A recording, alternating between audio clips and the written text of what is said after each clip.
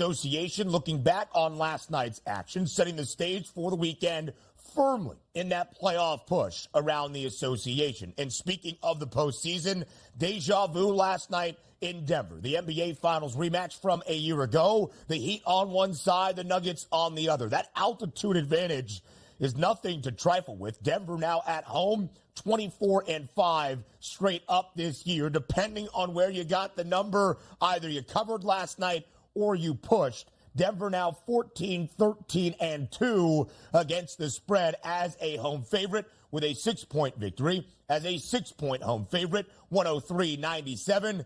Denver takes the NBA Finals rematch like they took the NBA Finals over Miami.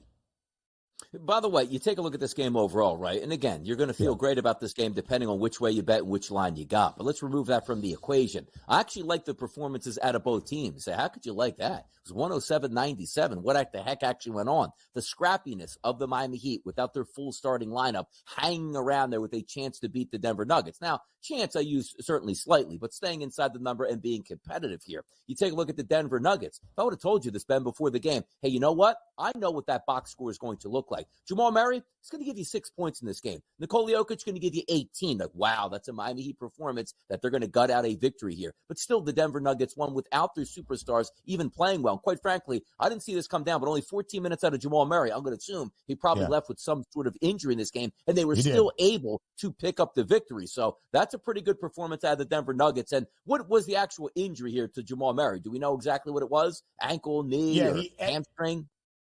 Exited early with what they are calling a sprained ankle. The severity of it, a timetable really has not been set, but that is why Jamal Murray left last night. For Miami, no Tyler Hero, DRS, as you mentioned at the top of the show. Jimmy Butler did return after serving his one-game suspension earlier this week for being involved in the fight with the New Orleans Pelicans last Friday night, and he returned with a 21-point performance. The first game of 5 for Denver following the All-Star break. That Nikola Jokic has not recorded a triple-double. Only 7 assists last night in under every one of those prop categories, but Michael Porter Jr. leading the way in the game, and for Denver, 30 points, a game high.